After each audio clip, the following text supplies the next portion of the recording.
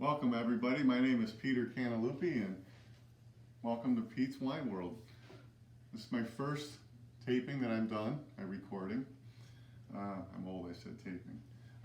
So what I plan on doing here is doing a series of videos, thanks to my son Christopher who is videotaping for me. What we're going to do is, my long-term goal is to get out on the trail and do some traveling and hit different wineries, and hopefully can do some filming at them and liquor stores along the way. We're in the middle of the coronavirus, so there's not much going on right now, but sitting in your houses and hopefully drinking some fine wine. And if you're not drinking fine wine, we're going to get you to that point. So I said to myself a few weeks ago I wanted to get this going, and now I have so much time at home and I find myself drinking a bourbon or a glass of wine every night going, let's get this thing going. So let's start out a little bit about me and then we'll kick right into it. My name is Peter Cantalupi. I live in upstate New York and I collect wine, I drink wine. It's a hobby of mine and a passion. And one thing that I've found over the years is as I drink more wine, my taste has changed. And hopefully I can get everybody that wants to learn that to do the same thing. So now, whether you drink a lot of wine or you don't drink a lot of wine, or maybe you want to buy a bottle of wine for a friend and you go to a liquor store. So you're walking to the liquor store.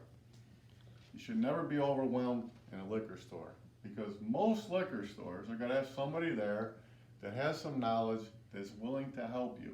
So the first thing you should do, if you know what you're looking for, or you want to shop around because you know your wines like I do, I can walk into a store and I can be in and out of there in 15 minutes and know exactly what I'm looking for.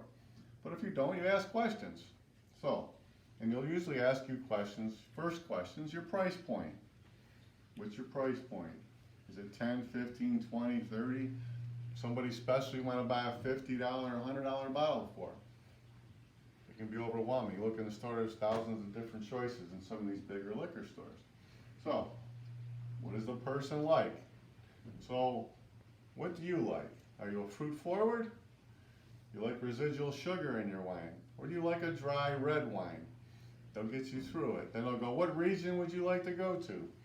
So you have a friend that drinks a lot of French wine. Maybe they like Bordeaux blends. It'll give the guy a starting point. So what I do now, it's the same thing at a restaurant.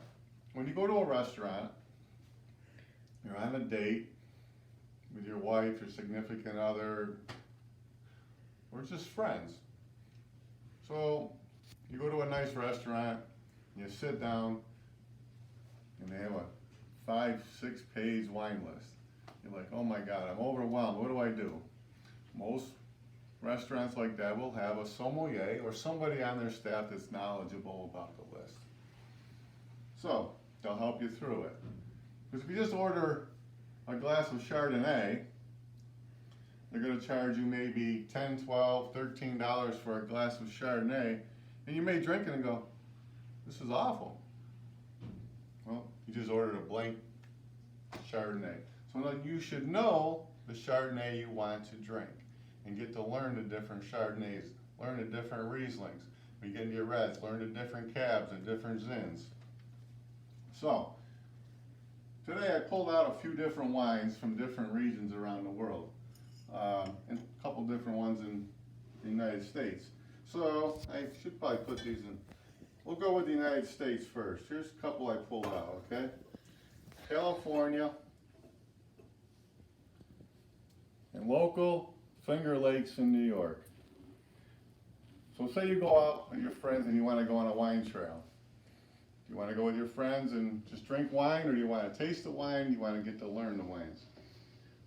I'm at a point now, I've been to probably 80% of the wineries in the Finger Lakes, maybe a little more than that. And I've narrowed it down now to a half a dozen. This one here is Herman Weimer, Seneca Lake, west side of Seneca Lake, and by far the best Riesling maker in probably the United States, in my opinion. Also does a great sparkling, phenomenal. I pulled out one California. Now you look at the one here, Silver Oak. And the oak part of the name is very important because their wines tend to be a lot oakier than others. But these tend to be a little steeper in price. So, now, anybody's ever been to Napa Valley or Sonoma Valley in California, and you can get overwhelmed real easy. You're gonna find, you might go, oh, there's Behringer, I'm familiar with them. There's Sutter Home, I'm familiar with them. And you're going to see all these different names you may have never heard of. That's where you have to do your education. And hopefully, if you tune in and watch these different shows over these videos over time, we're going to go through a lot of these different places, and you'll know the different wines and the different regions and what you're getting. So here, this is one I opened 2 nights ago with my wife, who, for some reason, really wants to go to Spain a lot. So, this is a Rioja, older bottle. I believe I bought it on an auction site, 2001. It was phenomenal. I have a French Chateau du Pape, very nice wine. And I pulled out one of the famous winemakers from Italy, Gaia. Someday I'm going to get there. My favorite winemaker. So, when you go to try a French wine, for instance, what do I want to drink? A Beaujolais. I want to go with a Burgundy. This is where you have to taste. And that's why I say when you go places, the best thing for you to do is to ask. This is how you get educated, and this is how you start tasting different things without actually buying a whole bottle of wine and say, oh, that was awful, when you get it home. And hopefully your taste will change as you go. Now, what are you looking for in a wine when you drink your wine? First of all, this is the one I poured. It's actually a Muga, the French wine, Spanish, that I opened last night with my wife. I had 1 glass left. I think she drank the rest of it. All right, so what are you looking for? First of all, your color. Especially if you're drinking something older. You want to hold it in some light, look at the clarity of it, say, huh, you can evaluate it. Is it a dark color, light? What you don't want to see in there is a lot of, you want it to have some clarity to the wine. Secondly, okay, you're going to put this up to your nose. What are you pulling out of it? I smell fruit, a lot of fruit. And as you smell it, you'll get a lot of flavors out of there if you really just let it sit in there for a minute. What I suggest is usually, and you stir it. Try it again. A lot of times it'll open up, you'll get a different nose out of it. And you'll smell different flavors in there. And then, last, the taste.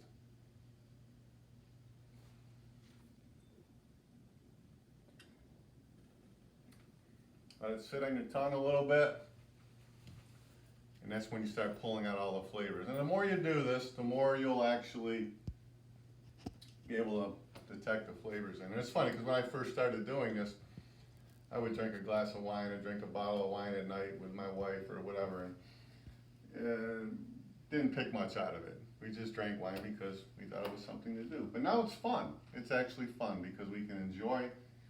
You know, I'm at a point now where I pretty much know, I mean, there's probably 40, 50 different wines that I really like, and I know exactly what to drink. But there are some inconsistencies in them as well. So, once you're comfortable, what do you like? Let's go over some of the different things you can buy in wine. A lot of people know white, red. Don't know too many variations out of that. So we'll go with red, because I'm a big red guy. Okay? Pinot Noir. Most people have heard of Pinot Noir, but know the first thing about it. Okay, one thing you want to start recognizing is, where are you going to buy your Pinot Noirs from? Oregon, some in California. Do I want to buy a Pinot Noir from New York State? Probably not going to compete with some of the finer ones in Oregon. Cabs. The cabs in California, phenomenal. Now, another thing that they like to do with these wineries as you get into some of your better wines is what they call a meritage, which is a blend of wines. And these are when you really get into winemakers that really understand what they're doing. It's like chemistry. So these guys, every year when they're making the wine, it's like a science. Okay, and it won't be the same mixture of grapes. It'll be a Cab Franc for mixing in, Cab Merlot, Syrah, and how much do I put in there? You can find vintages of wines that are, somebody may have heard like Opus One, for instance. It's a blend. People know these wines but don't understand what goes into them. So every year, it's not the same blend. It's going to change every year because these guys are experts and that's what they do. Some of the other types of wine in Italy, you're going to get totally different types of grapes when you go over there. And what I would suggest doing is, these are the things you try out at dinner. Again, order one glass if you can, order a bottle out on a nice evening and get a suggestion for somebody, or go to a liquor store.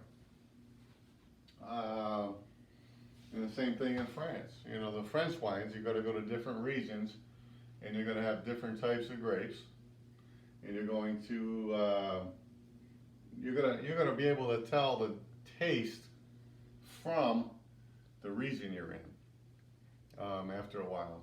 When I first time I traveled to Sonoma and Napa Valley, I like Zins, like the Zins from Sonoma. They do a great job in Zins. But it's really funny because I came back home. I opened up a couple of Zins in the next few weeks, and every time I opened them, I could smell Sonoma. I could smell it.